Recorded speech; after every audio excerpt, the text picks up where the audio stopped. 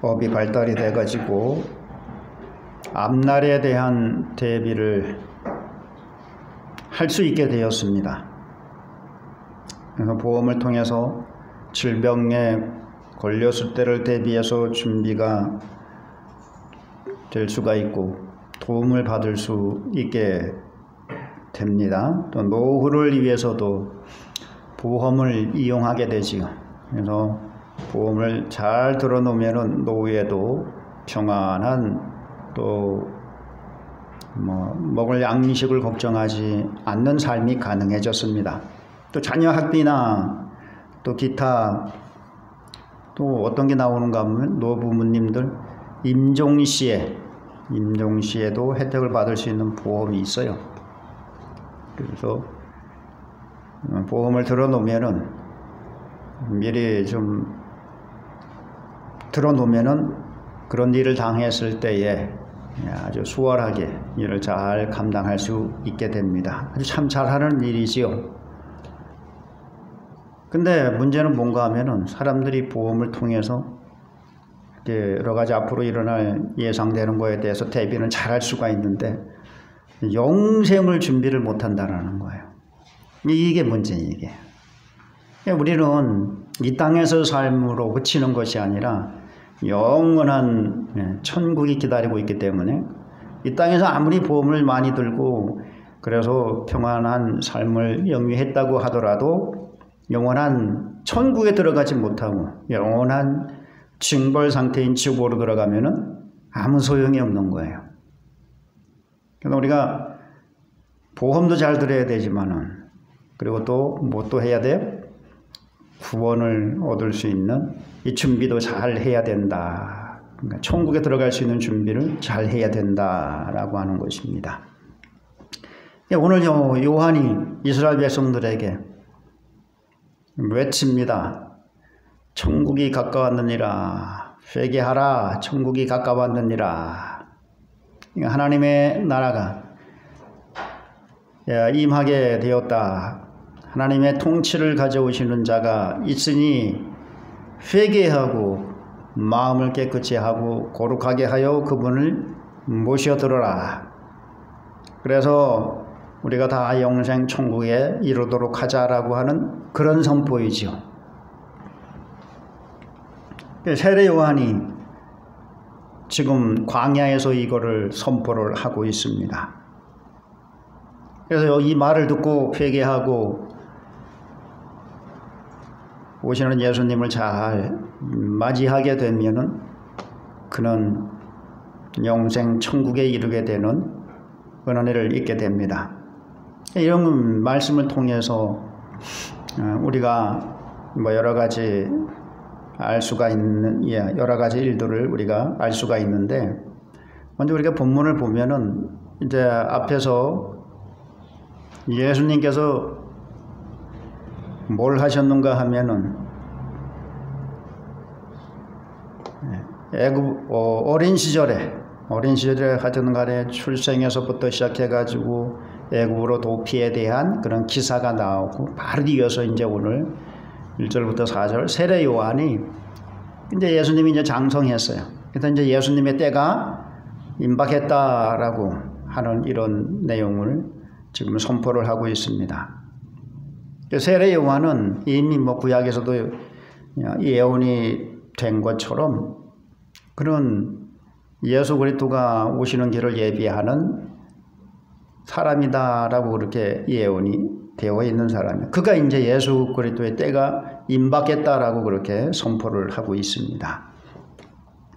이 말씀을 통해서 우리가 깨달을 수 있는 게 뭔가 하면은 하나님께서는 구원을 미리 예비하셨다라고 하는 것을 알 수가 있어요. 왜냐하면 하나님께서는 처음과 끝을 알고 계시는 분이거든요. 처음과 끝을 알고 계시기 때문에 처음부터 끝까지 하나님이 영광을 받으시는데 또 사람들에게 필요로 한 것, 이게 무엇인지를 알고 있어요. 그래서 이런 모든 것들을 다 예비하셨다라고 하는 것입니다. 근데 모든 일의 시종을 사람은 알 수가 없게 하셨어요. 전도서 3장 1절에 보면은 11절에 보면은 하나님이 하시는 일의 모든 시종을 사람으로 알 수 없게 하셨나니 그랬어요. 사람은 하나님이 하시는 일의 모든 것을 다 알 수가 없어요. 왜냐하면은 다 알면은 교만해져요. 그래서 하나님을 자꾸 대적하려고 그래요. 아담과 하와가 그랬잖아요. 아니, 모든 걸 다 줬거든요. 최고의 영광스러운 그런 상태로 하나님께서 만들어 주셨거든요. 그랬더니 그것을 하나님의 말씀을 순종하면서 그거를 영원토록 간직할 생각을 안 하고 어떻게 돼요? 그걸 가지고 하나님과 비기려고 하는 이런 교만한 행동을 했단 말이죠. 그처럼 사람에게 하나님과 같이 똑같이 모든 것을 알 수 있는 그런 능력을 주셨다 그러면은요, 사람은 교만해서 이거 끝까지 하나님께서 주신 그런 영광의 상태를 유지해 나갈 수가 없어요. 우리가 주변에서 보잖아요. 나 자신도 그러고 내가 뭔가 남들보다 더 많이 가지고 있고 더 많이 안다 그러면 우쭐하는 마음이 생기잖아요. 또 실제로 그런 사람들이 잘난 체 하는 거를 여러분들이 보고서 이제 더러워서 못 봐주겠다 그러잖아요. 그럴 정도로 사람들이 교만해져요. 그리고 또 나태해져요. 안 해. 해야 될 일을 안 해. 다 알고 있는데, 다 가지고 있는데 뭐 할 필요가 뭐가 있어요.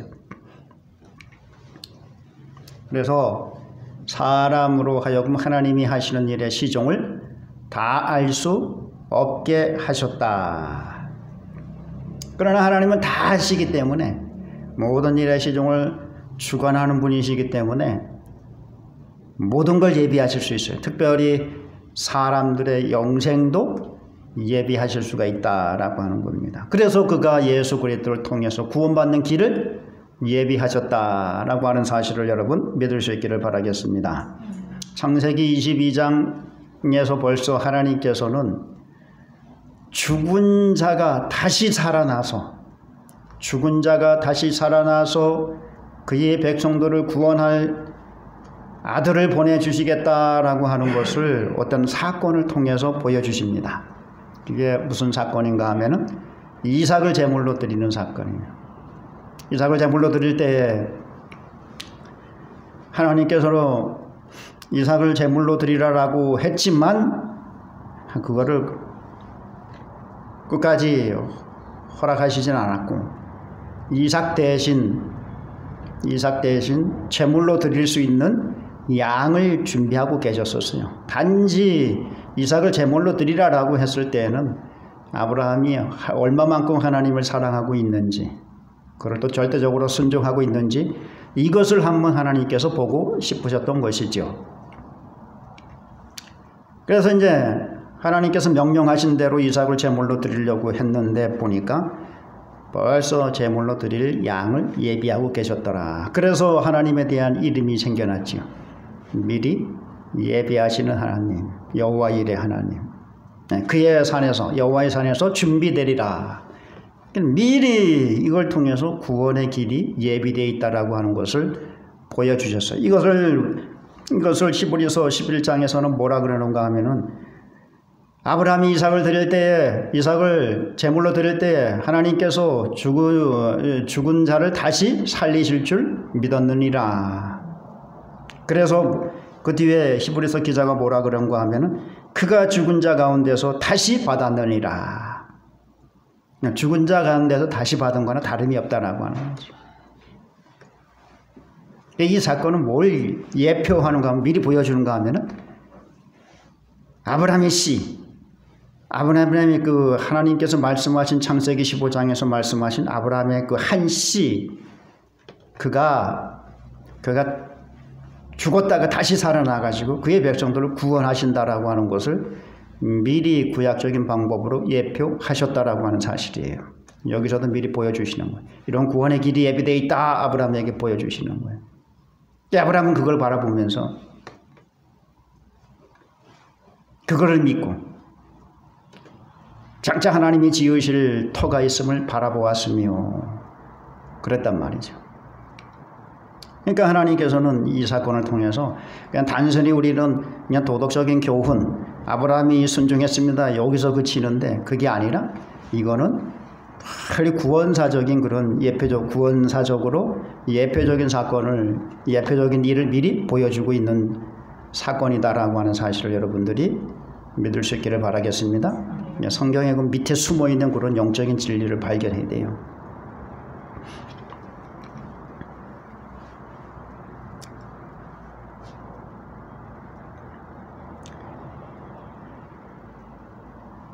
하나님께서는 예수 그리스도를 통해서 구원하시려고 하는 계획을 미리 세워 놓으시고 시대마다 점진적으로 보여주신단 말이죠. 점진적으로 드러내 주신단 말이죠. 족장 시대에도 그랬고 이스라엘 시대에서는 율법과 선지자를 통해서 예수 그리스도에 대한 계시가 선포가 되었어요.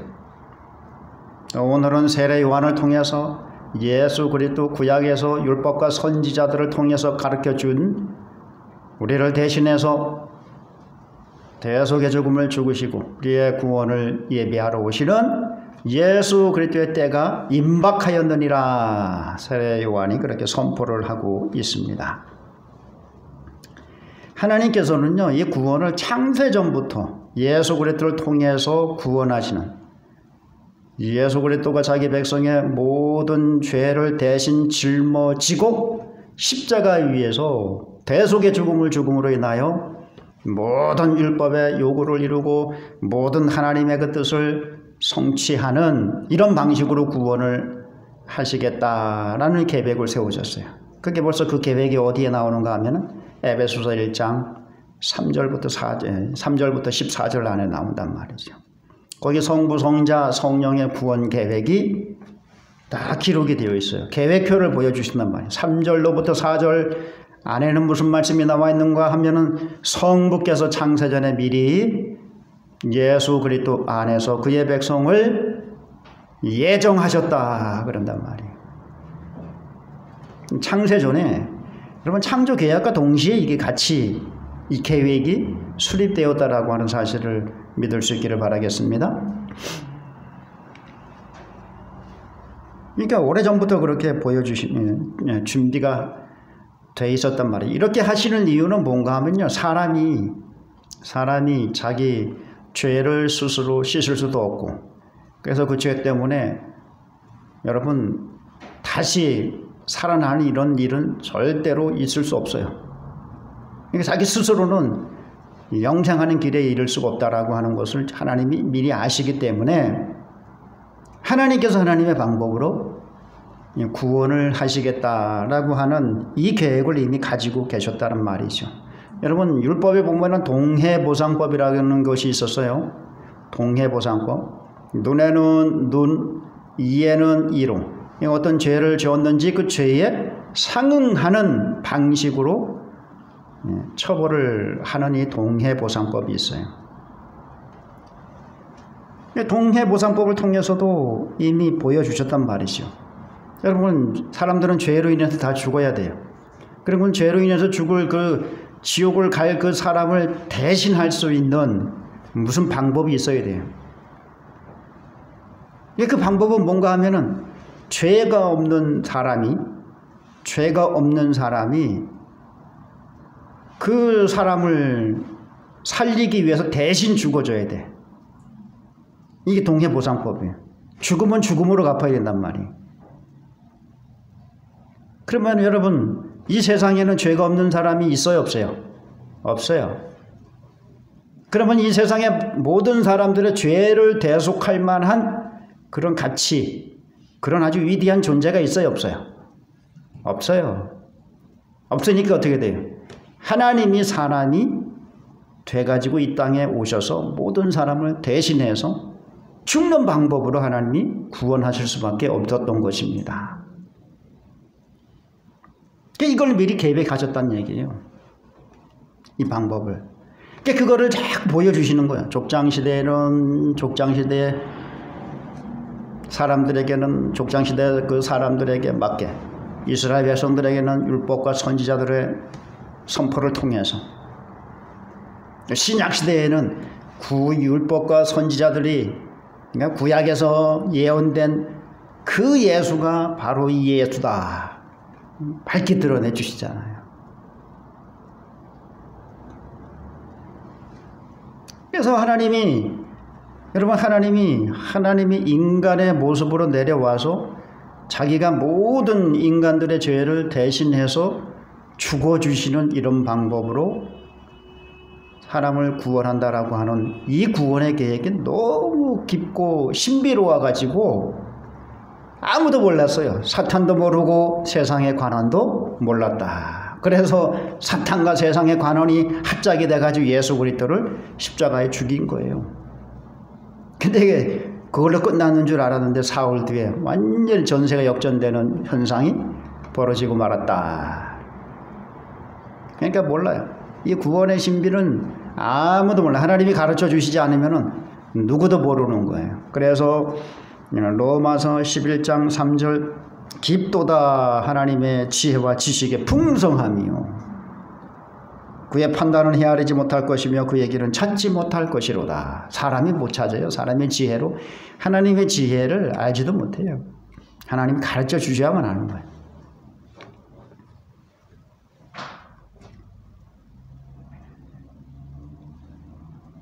그렇게 해서 이제 구약의 율법과 선지자들이 예언했던 예수 그리스도의 그 때가 이제 눈앞에 왔다. 예수 그리스도의 때가 지금 눈앞에 왔으니까 회개하고 예수 그리스도를 맞이하라. 그러면 영생에 이르게 된다. 지금 세례 요한이 이거를 선포하고 있다라고 하는 하나님의 예비하신 구원을 예수 그리스도를 통해서 구원하시는 그 길을 지금 선포하고 있다라고 하는 거예요.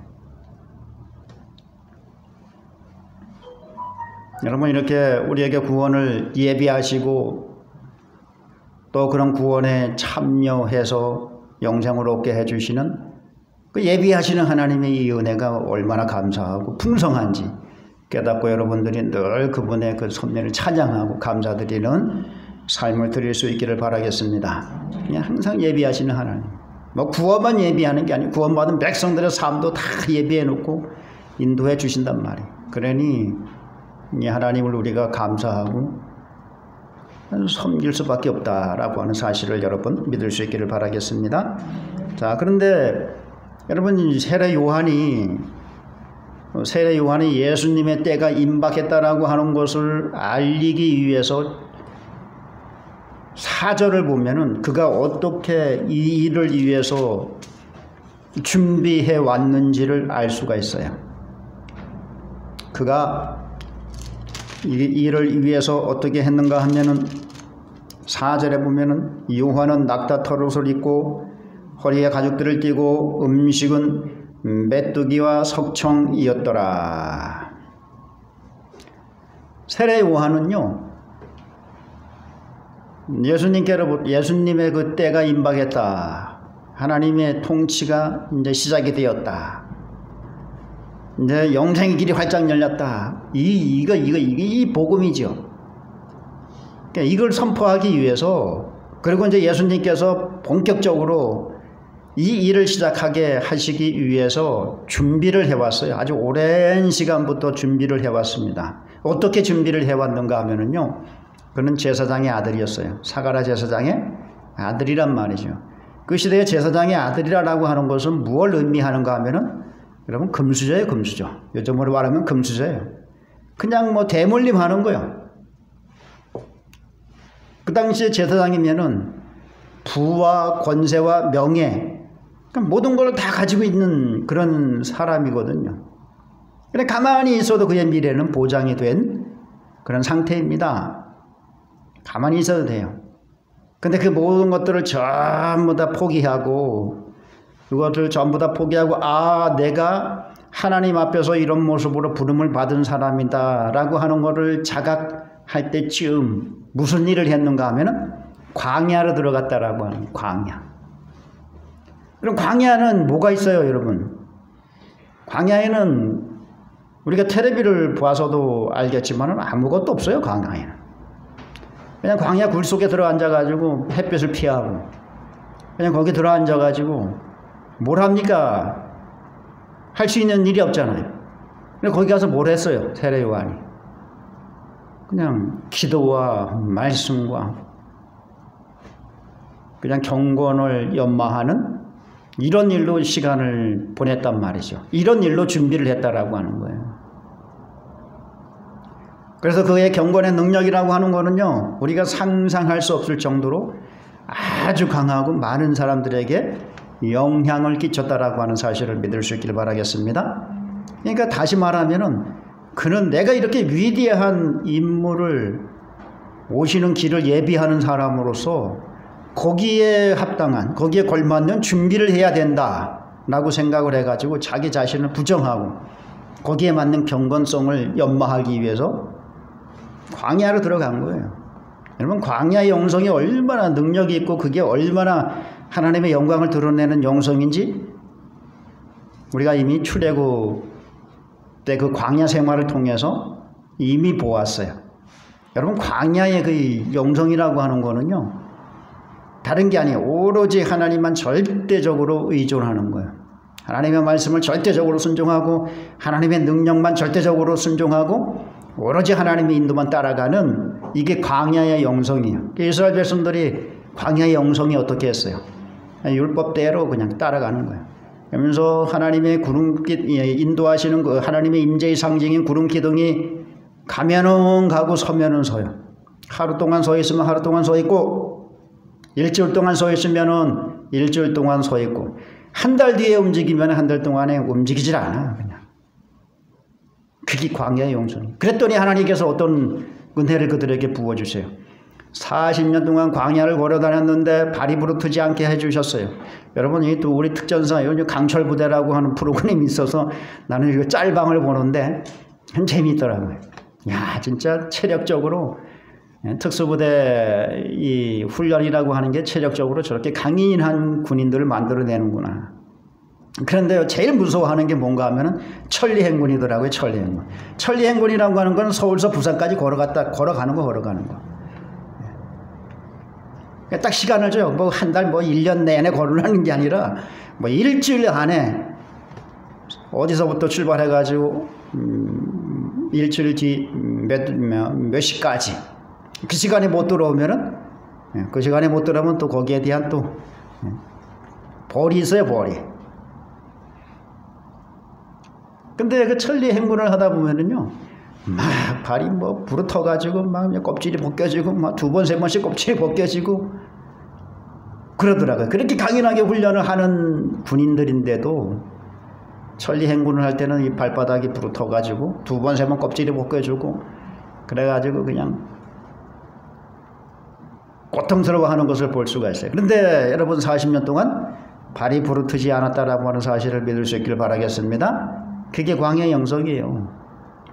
하나님을 바라보는 그런 경건성이 정말로 뛰어났고, 그리고 하나님께서는 그런 경건의 능력이 나타나도록 역사하셨단 말이죠. 옷이 헤어지질 않았어요. 여러분, 굶어 죽었다라고 하는 사람이 없어요. 물이 없어가지고 뭐 목이 타가지고 죽었다고 하는 사람이 없어요. 그게 광야의 영성이에요. 이 광야는 오로지 하나님만을 바라볼 수가 없는 그런 조건이란 말이죠.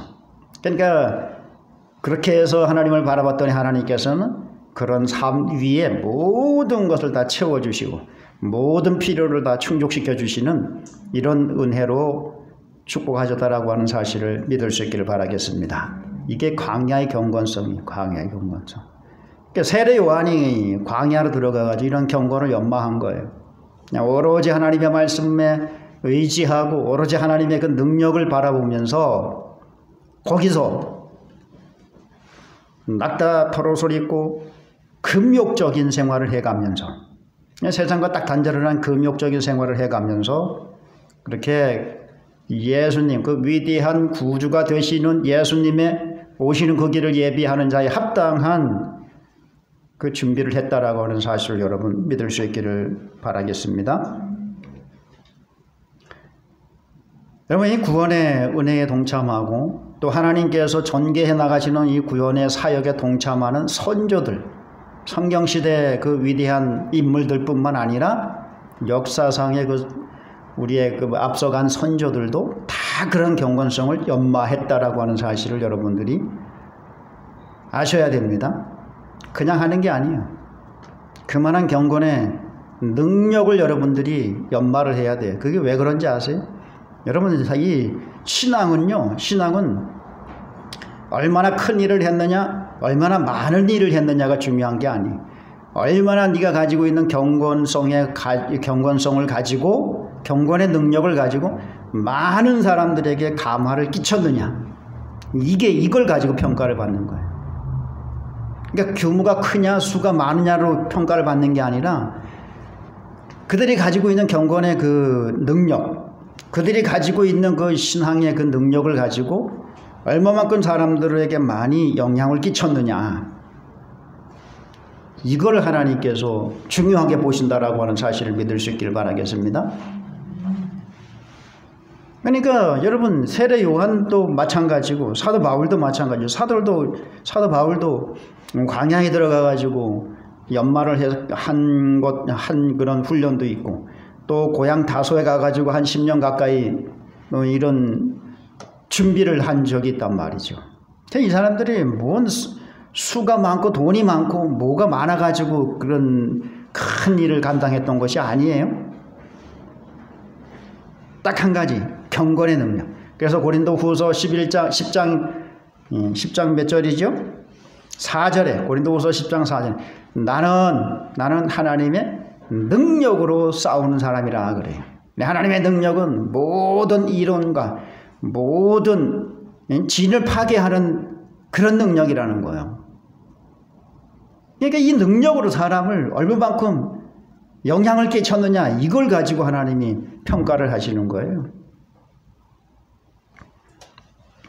그러기 위해서는 경건의 능력을 여러분들이 연마해야 된다라고 하는 사실을 믿을 수 있기를 바라겠습니다.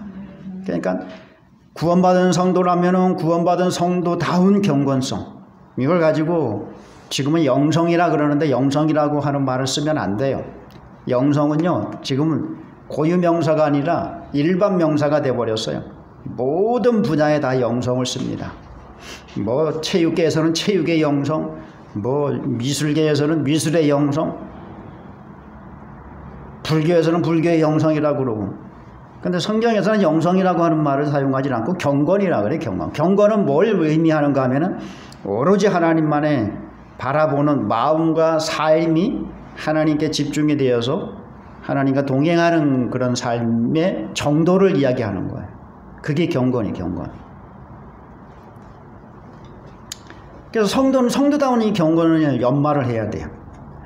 또 자기 직분에 맞게끔, 자기 직무에 맞게끔 거기에 필요로 한 경건의 능력을 연마를 해야 됩니다. 그래야지만 일을 할 수가 있는 거예요. 그래야지만 하나님께서 쓰실 수 있는 사람으로 준비가 되는 거예요.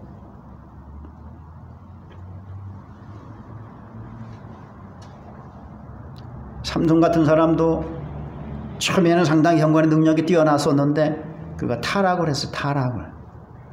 타락을 했단 말이죠. 그러니까 경건의 능력이 나타나질 않아요. 그래서 그는 처음부터 끝까지 일관되게 하나님의 일을 충성스럽게 감당하는 그런 일꾼으로 쓰임받지를 못하고 그냥 단회적으로 쓰임받은 아주 대표적인 인물이란 말이죠. 근데 경건의 능력을 끝까지 우리가 유지해 나가야지만 끝까지 하나님 앞에 귀한 사역자로, 또 귀한 성도로 여러분들이 섬길 수 있게 해주신다라고 하는 사실을 믿을 수 있기를 바라겠습니다. 그래서 경건의 능력은 과거에 내가 엄청난 그런 능력을 한번 받았다고 해가지고 되는 게 아니에요. 그게 유지가 돼야 되는 거예요. 계속 유지가 돼야 되는 거예요. 그게 그 유지해 나갈 수 있는 그런 훈련이 지속되지 않으면은 단절돼 버린단 말이죠. 그 유튜브 보면은요, 유튜브 보면 과거에 막 부흥에 다니면서 많은 사람들에게 은혜를 끼쳤던 사람들이 가끔 나오더라고요. 근데 그 사람들이 하는 소리 들으면 맨 과거 얘기만 하는 거예요. 지금은 이제 나이가 뭐 이제 60, 70 다 돼가지고 지금은 전혀 그런 경건의 능력들이 나타나질 않거든요. 이유가 뭔지 아세요? 교만해져가지고 경건의 능력을 연마하는 거를 게을리했기 때문에 하나님이 경건의 능력을 부어주질 않는 거예요. 그러니까 능력이 나타나질 않아요. 그러니까 내가 30대 때 뭐 빼꼬도 신고 뭐 흰 양복 입고 나가면은 뭐 50대 60대 된 목사님도 나하고 악수 한번 하려고, 내가 어떤 교회 가가지고 뭐 몇 명 앞에서 뭐 설교를 했고 뭐 옛날 얘기만 하고 앉아서 옛날 얘기만. 신앙은 옛날도 중요하지만 그보다 더 중요한 거는 뭐예요? 현재 내가 하나님 앞에 얼마나 경건의 능력을 나타내면서 살아가고 있느냐, 이게 중요한 거예요. 여러분, 세례 요한이 광야에 들어가지고 그 경건의 능력을 연마했는데 예수님께서도 인정을 하십니다. 마태복음 11장 11절에 여자가 낳은 자 중에 세례 요한보다 뛰어난 자가 없도다. 경건의 능력에 있어서 최고라는 거예요. 예수님도 그걸 인정한다라는 거죠.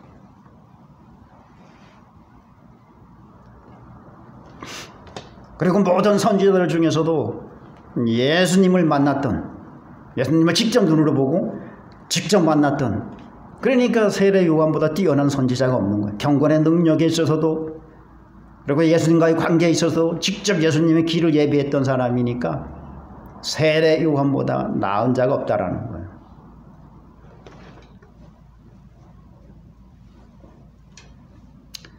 지금도 이런 경건의 능력이 나타나야 돼. 그런데 여러분, 디모데후서 3장 5절에 뭐라 그럽니까? 말세가 되면 경건의 모양은 있으나 경건의 능력을 부인하는 자들이 많이 일어난다 그래. 경건의 능력을 부인해요. 경건한 모양은 있어, 모양.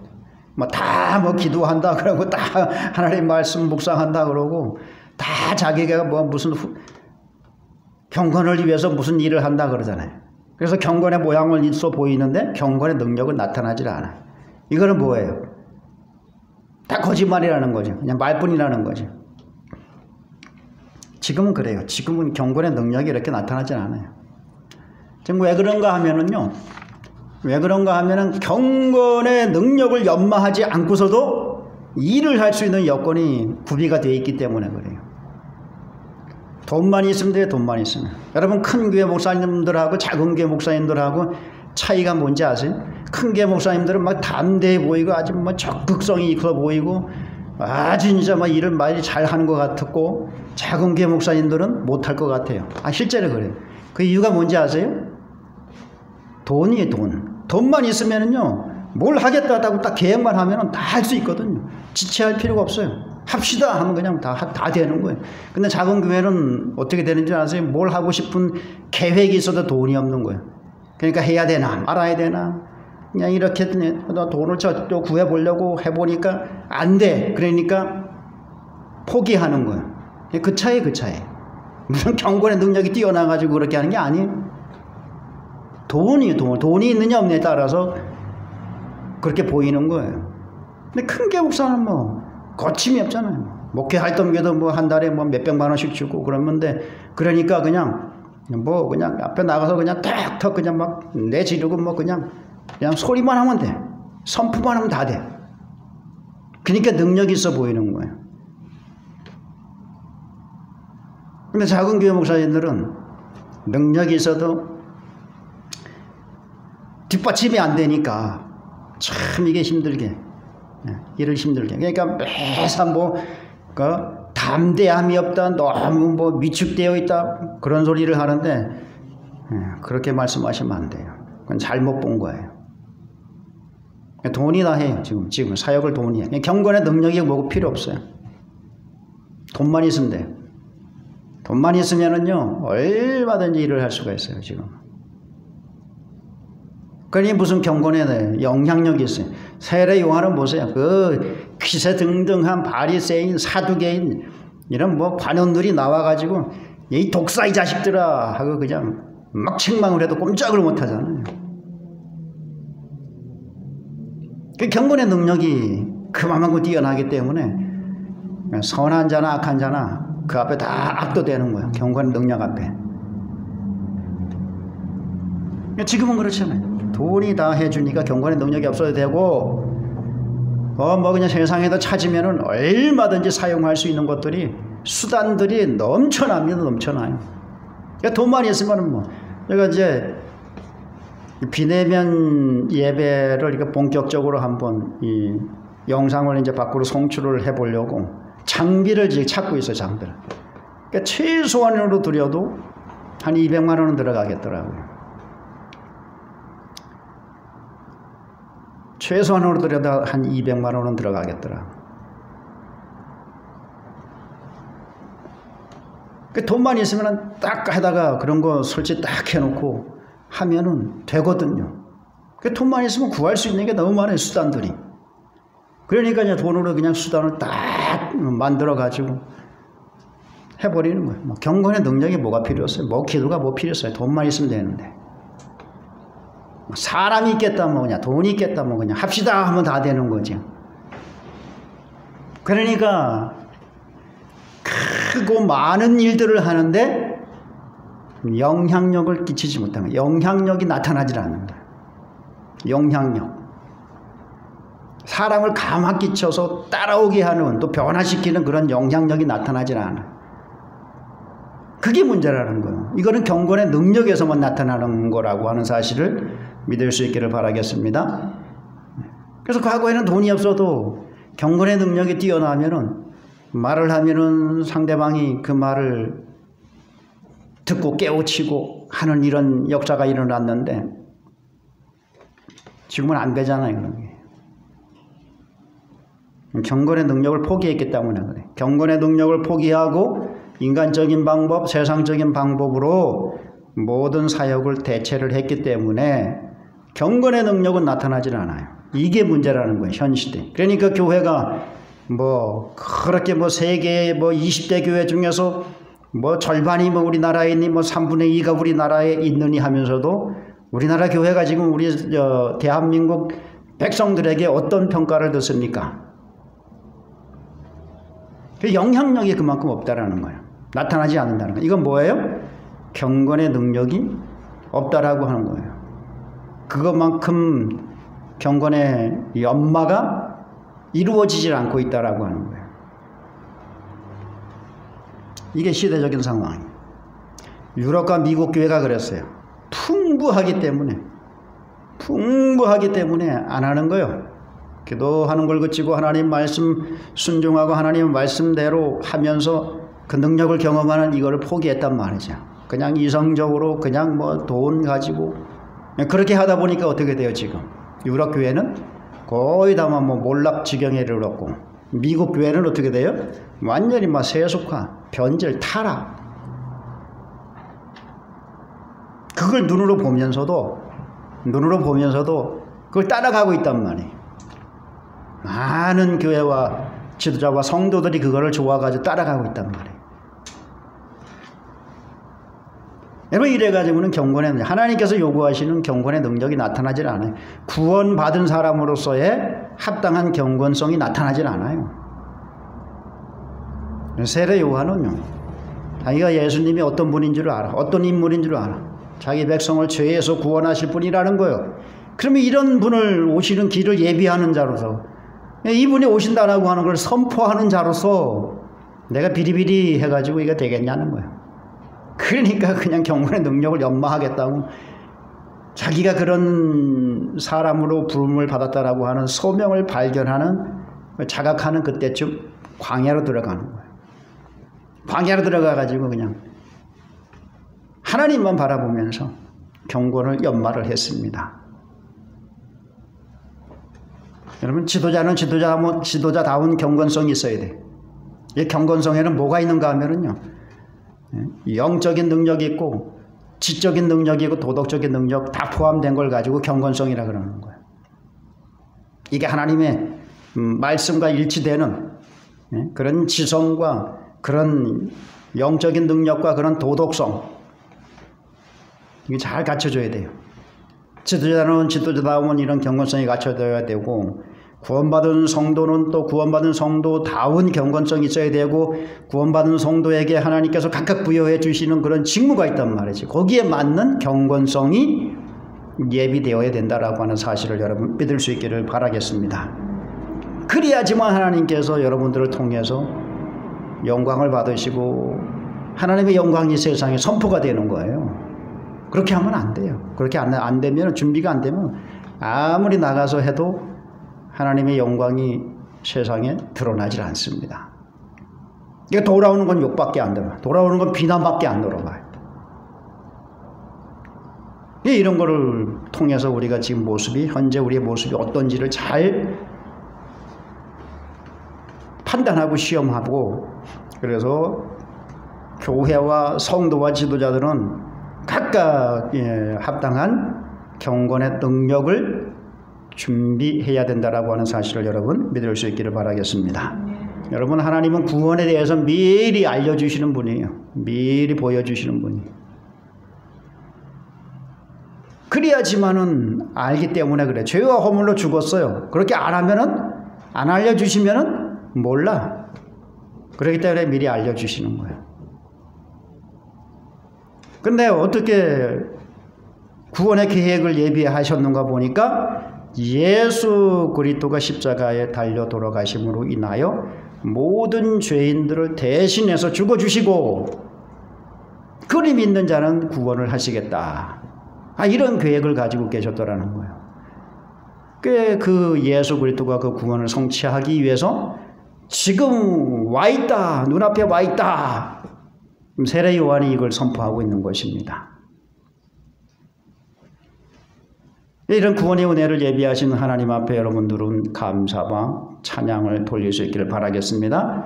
그리고 또 구원에 참여하는 자다운 경건성을 우리가 준비해야 된다라고 하는 것도 가르쳐 주셨어요. 그래야지만 우리를 통해서 하나님의 그 구원의 계획이 성취되어진다라고 하는 사실이에요. 그래서 구원을 예비하신 하나님의 은혜를 감사하면서 여러분들은 구원받은 자로서 하나님께로부터 부여받은 그런 직무를 감당해야 될 사람으로서 합당한 경건성을 예비하는 하나님의 백성이 다 될 수 있기를 바라겠습니다. 그래서 하나님께로부터 큰 은혜와 복을 받는 삶이 이루어질 수 있기를 주의 이름으로 축원합니다.